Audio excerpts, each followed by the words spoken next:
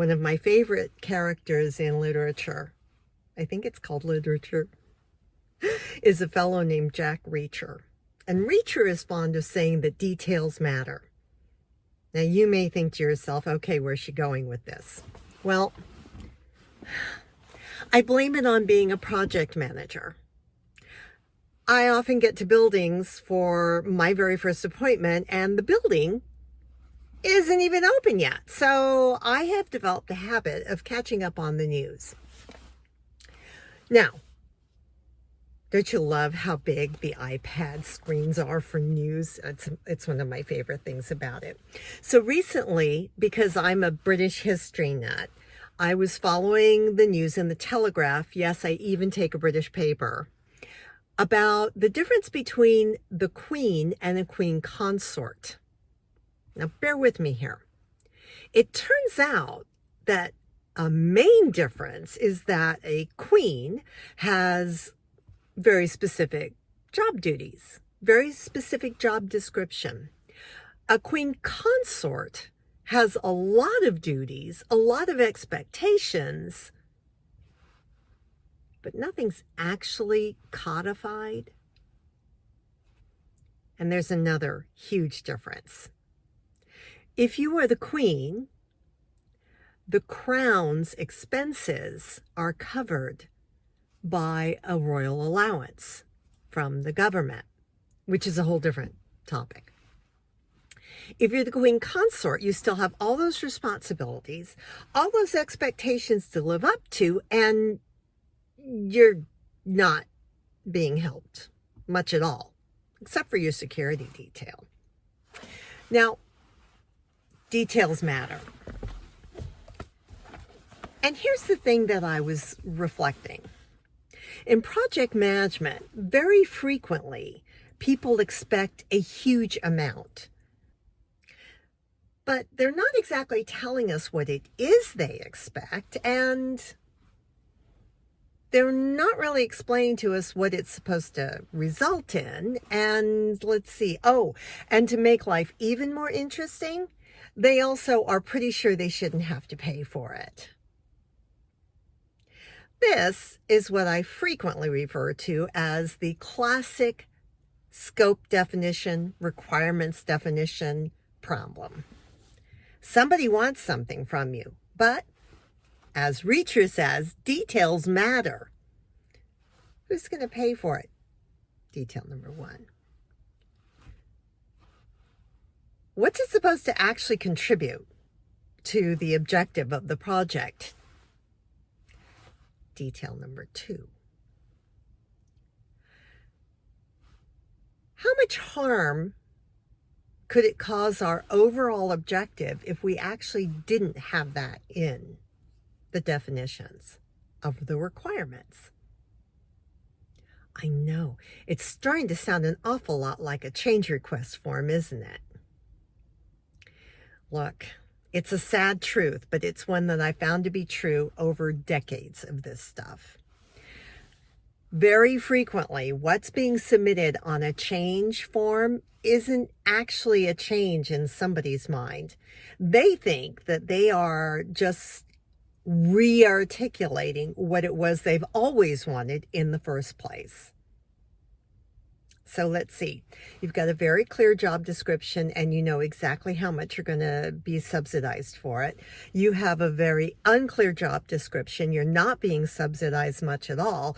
And yet the expectation levels for both queen and queen consort remain pretty high, at least with the British people. Yeah, sounds like a project management conundrum. There are things that the organizations, you know, your client's organization and your own, that they expect. There are things that they're willing to pay for and things that they are pretty sure you understood they wanted, but nobody actually said anything. Nobody actually articulated it. And there was some definite hemming and hawing when the questions were being asked. But details do matter. And here's one detail that I want you to be very, very clear on. Whose responsibility is it anyway to get those details articulated, to get those details down literally as much as possible in very simple and concise language, and then agreed to before we start executing on it?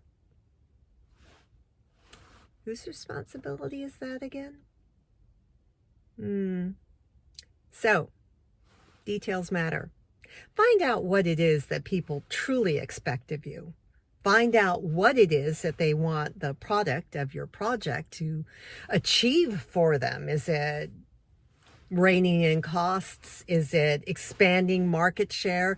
Is it giving a new feature that's going to keep us just a little bit ahead of competition? Is it a service that our constituencies have been begging for and are starting to get really cranky about not having, but we can deliver it? Whatever it is that your project is supposed to deliver, that's what the most important thing is.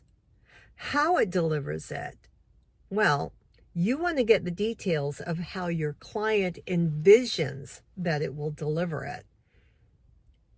But ultimately, your goal is to make sure that it delivers on the objective, not necessarily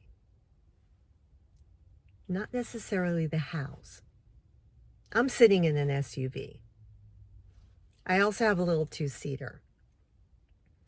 And we have a sedan.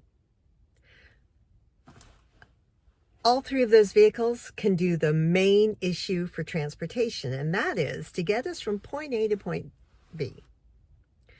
But they all do it in a different way. I'm in an SUV right now because I'm in the desert in Arizona, and well, frankly, 8 miles into where we stay in Arizona is unpaved. SUV, very handy. I have a two-seater because, well, it's fun to drive. I look cute in it. And I love a convertible. And I decided to get one of my own instead of always driving somebody else's.